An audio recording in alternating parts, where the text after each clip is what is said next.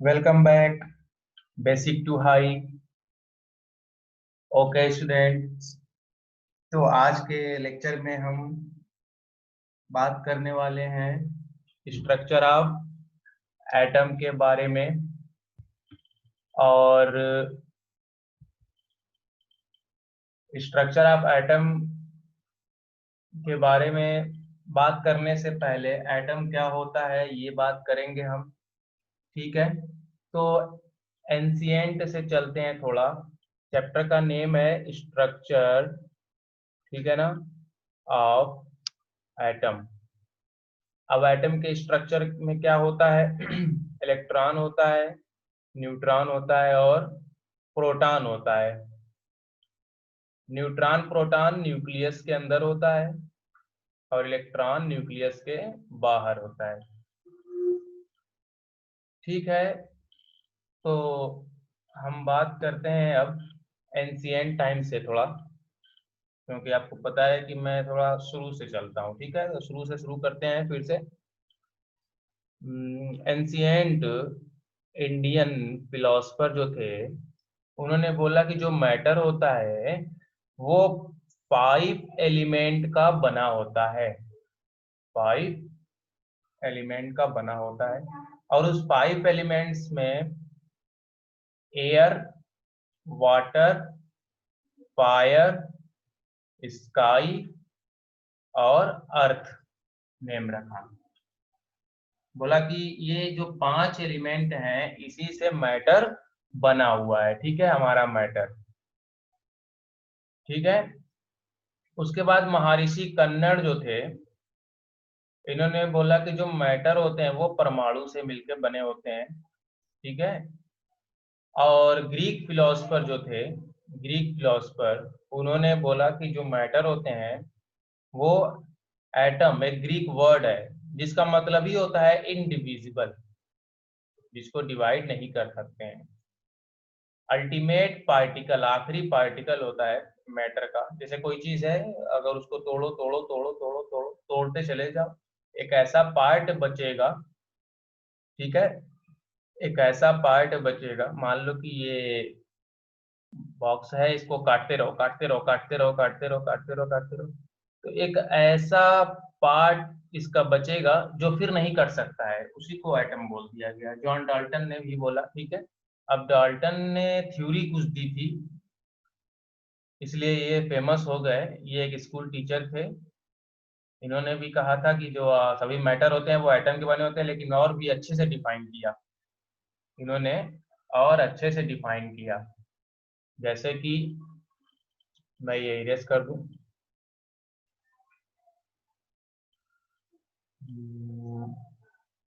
Okay,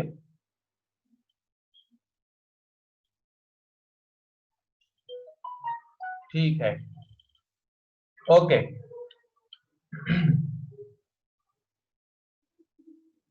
देखो, इस theory का जो डाल्टन एटॉमिक थ्योरी है 1808 में दी गई, इस थ्योरी के जो मेन पॉइंट हैं ऑफ दिस थ्योरी, मतलब पास्टुलेट हो गया, एजम्पशन हो गया, या फिर साइलेंट फीचर हो गया। ठीक है, वो ये है कि matter is made up of extremely small indivisible, जिसको डिवाइड नहीं कर सकते हैं, वो पार्टिकल है, पार्टिकल से बना होता है, और उस पार्टिकल को बोलते हैं एटम। मैटर बहुत ही छोटे पार्टिकल से बना होता है जो कि इनडिविजिबल है, और उस पार्टिकल को बोलते हैं एटम। और इन्होंने ये कहा कि जो एटम होते हैं सेम एलिमेंट के, वो आइडेंटिकल होते हैं इन ऑल रेस्पेक्ट। जैसे कि आयरन ले लो, ठीक है, ढेर सारा आयरन ले लो, आयरन में क्या होगा? Fe होगा, ढेर सारा Fe Fe Fe। तो आयरन का एलिमेंट हो गया पूरा ये। अब उसमें से जो आयरन के एटम हैं, जैसे ये Fe, ये वाला Fe, ये सब क्या होंगे? सेम होंगे। किसके रेस्पेक्ट में? जैसे मास के रेस्पेक्ट में हो गया, साइज हो गई इन सभी आयरन एटम की, इनका शेप हो गया। ठीक है, सभी क्या है? सभी आइडेंटिकल है, आइडेंटिकल है सभी, ठीक है।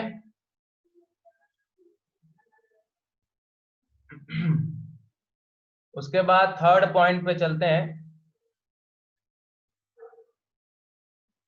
ठीक है ना। थर्ड पॉइंट पे डिस्कस करते हैं एटम ऑफ डिफरेंट एलिमेंट। जो डिफरेंट डिफरेंट एलिमेंट होते हैं, जैसे क्लोरीन का एलिमेंट हो गया, सोडियम का हो गया, हाइड्रोजन का एलिमेंट हो गया, इन सभी के एटम डिफरेंट होंगे, आइडेंटिकल नहीं होंगे। मतलब इसका मास कुछ और होगा, इसका मास कुछ और होगा, इसका मास कुछ और होगा, शेप भी अलग अलग अलग अलग होगा, साइज भी इन सब की अलग अलग होगी, ठीक है। और फोर्थ पॉइंट में इन्होंने कहा एटम्स जो है अगर कंबाइंड होते हैं सेम टाइप के या डिफरेंट टाइप के एलिमेंट्स के, वो बनाते हैं कंपाउंड एटम। इस बात को समझो आप अच्छे से थोड़ा। मान लो कि सेम टाइप के एटम मिलेंगे, जैसे हाइड्रोजन में सिर्फ H2 हाइड्रोजन का एटम है, H2O, ये डिफरेंट टाइप के हैं। मतलब इसमें ऑक्सीजन के एलिमेंट का एटम है और हाइड्रोजन एलिमेंट का एटम है।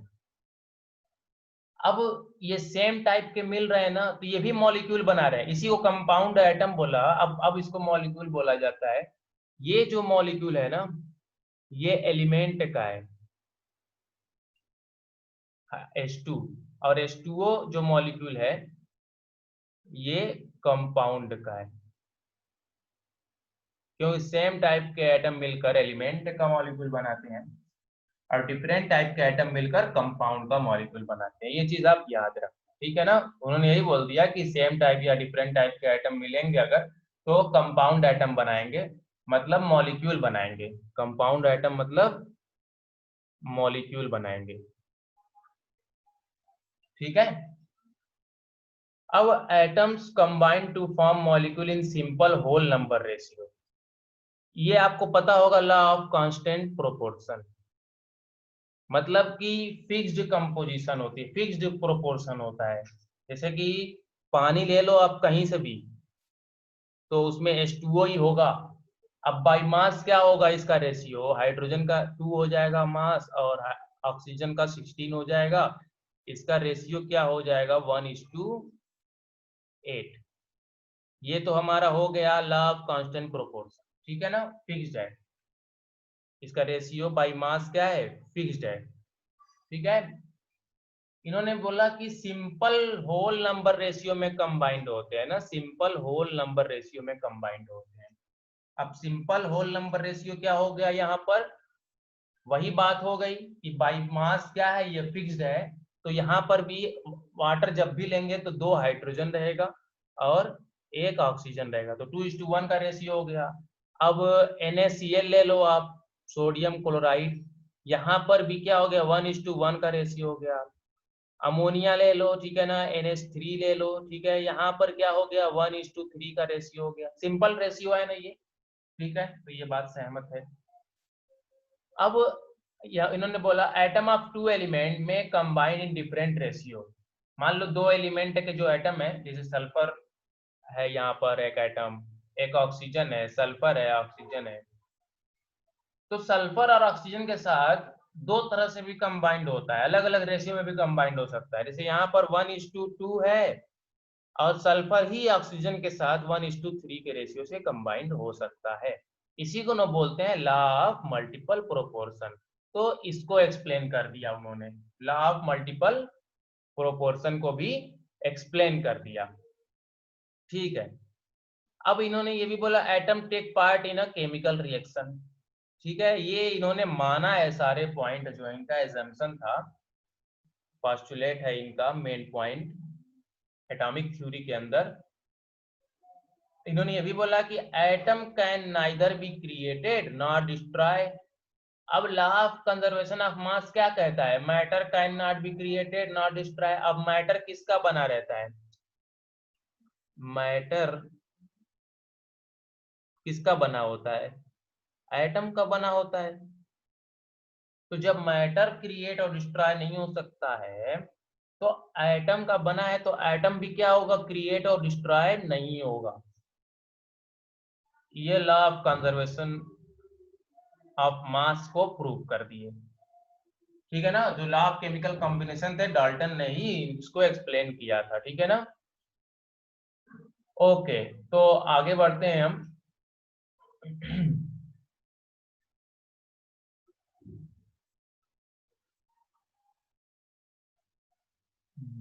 एक मिनट, मैं ये इरेज कर दे रहा हूँ थोड़ा, जिससे नेक्स्ट स्लाइड आपको अच्छे से दिखे। ओके स्टूडेंट,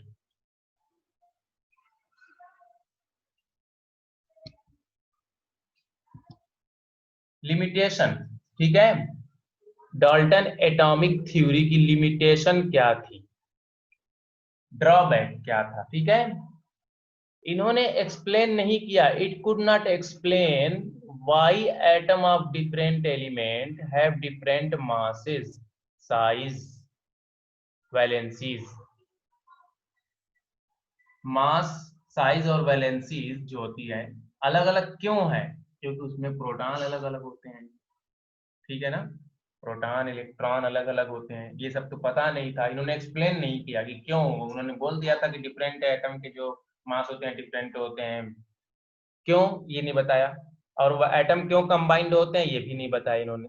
अब ये जो पॉइंट है ना, ये सारे पॉइंट ये सब ड्रॉबैक के अंदर ही थोड़ा आएंगे। अब इसी को मॉडर्न एटॉमिक थ्योरी भी बोला जाता है, modified Dalton's atomic theory, modified Dalton's atomic theory. ठीक है, इसमें यह बताया गया कि atom is no longer consider to be individual. Discovery हो गई प्रोटॉन इलेक्ट्रॉन की, जिसकी वजह से ये पता चला कि एटम इंडिविजिबल नहीं है, इसके अंदर इलेक्ट्रॉन है, इसके अंदर प्रोटॉन है, इसके अंदर न्यूट्रॉन है। Atom of same element may have different atomic mass। Low, isotopes पता चल गया, आइसोटॉप्स पता चल गया। और आइसोटॉप्स में क्या होता है, मास डिफरेंट होता है, एटॉमिक नंबर सेम होता है। जैसे बात करते हैं यहाँ पर कार्बन की, C12, C13, C14, सब में मास देखो 12, 13, 14 है, और सब में एटॉमिक नंबर क्या है, सेम है। इसी को आइसोटॉप्स बोलते हैं। तो एक ही जैसा एलिमेंट है ना, कार्बन ही का एलिमेंट है ना, इसके मास देखो क्या है, अलग अलग है, डिफरेंट डिफरेंट है। ठीक है, आइसोटॉप्स कहने के बाद इनका ये पॉइंट फ्लॉप हो गया। अब इन्होंने बोला था ना कि सेम एलिमेंट के जो एटम होते हैं सेम होते हैं, आइडेंटिकल होते हैं, लेकिन आइडेंटिकल कहाँ है, यहाँ पर मास क्या है इसका, 12 है, 13 है, 14 है। अब थर्ड पॉइंट है इसका मॉडर्न एटॉमिक थ्योरी का या फिर मॉडिफाइड डाल्टन एटॉमिक थ्योरी का, atom of different elements may have same atomic mass. उन्होंने बोला था कि डिफरेंट एलिमेंट के जो एटम होते हैं वो डिफरेंट मास रखते हैं, लेकिन बाद में पता चला कुछ सेम भी हो सकते हैं। सेम में कौन कौन से हो सकते हैं, कैसे पता चला, जब आइसोबार टर्म निकल कर आया। इसके लिए थर्ड पॉइंट के लिए आप कह सकते हो आइसो बार। ठीक है ना, जैसे यहाँ पर पोटेशियम ले लो और कैल्शियम ले लो। पोटेशियम 19 एटॉमिक नंबर, कैल्शियम 20, लेकिन दोनों का मास नंबर क्या होता है, 40 40। मास नंबर सेम है, 40 40। ठीक है ना, ये थोड़ा सा मैं बढ़िया से, कैल्शियम ठीक है ना, कैल्शियम पे क्या है 40, पोटेशियम पे क्या है 40। अब देखो डिफरेंट एलिमेंट है, एलिमेंट एक एटम है, ये पोटेशियम है और ये कैल्शियम है, लेकिन इसका मास क्या है, सेम है। उन्होंने बोला था क्या था, मास डिफरेंट होना चाहिए। चलो कोई बात नहीं। अब ये था कि atom is the smallest particle that take part in a chemical reaction. ठीक है ना, ये भी डाल्टन एटॉमिक थ्योरी में भी बोला था उन्होंने लेकिन फिर इसको प्रूव करके बताया गया। जैसे हाइड्रोजन और ऑक्सीजन को मिलाया गया तो क्या बना, H2O। रिएक्शन कौन सा किया हुई, उसमें एटम हुआ, एटम रिएक्शन किए, ठीक है। क्यों कंबाइंड हुए थे, अपना ऑक्टेट कंप्लीट करने के लिए, तभी वो केमिकल रिएक्शन में पार्टिसिपेट करते हैं स्टेबल होने के लिए, ठीक है ना, अपने आउटर शेल इलेक्ट्रॉन को पूरा करने के लिए। अब देखो, atom is no longer indestructible. देखो एटम जो था नो लॉन्गर इंडिस्ट्रक्टिबल, मतलब एटम को अब जैसे कन्वर्ट भी कर सकते हैं नई टेक्नोलॉजी की मदद से। पता चला जैसे एक टर्म ट्रांसम्यूटेशन और एक टर्म पता चला न्यूक्लियर रिएक्शन। देखो न्यूक्लियर रिएक्शन से नाइट्रोजन जो है वो ऑक्सीजन में कन्वर्ट हो सकता है, यही एक पॉसिबल वे है नाइट्रोजन को ऑक्सीजन में कन्वर्ट करना। नाइट्रोजन का एटॉमिक नंबर 7 होता है, ऑक्सीजन का 8 होता है। नाइट्रोजन में 7 प्रोटॉन होते हैं और ऑक्सीजन में 8 प्रोटॉन होते हैं, ठीक है ना। तो जब अल्फा रेस की, अल्फा जो रेस होती है, अल्फा रेस, ठीक है, नाइट्रोजन पे जब उसको बमबारी करते हैं, ठीक है ना, बम्बार्डमेंट नाइट्रोजन पे, तो नाइट्रोजन कन्वर्ट होने का चांसेस रहता है ऑक्सीजन में। इसी को न्यूक्लियर रिएक्शन बोलते हैं, इसी को न्यूक्लियर रिएक्शन बोलते हैं। अब देखो ट्रांसम्यूटेशन क्या होता है, inter conversion of element through change in atomic nuclei, ठीक है ना। एटॉमिक न्यूक्लियाई में जो चेंजेस होता है, जैसे यूरेनियम है, यूरेनियम, ठीक है ना, प्लूटोनियम में कन्वर्ट हो जाता है क्योंकि एटॉमिक न्यूक्लियाई में चेंजेस होता है, ठीक है। मतलब उसमें रुको मैं थोड़ा ये इरेज कर लूं, उसके बाद मैं समझा रहा हूँ आपको, ओके।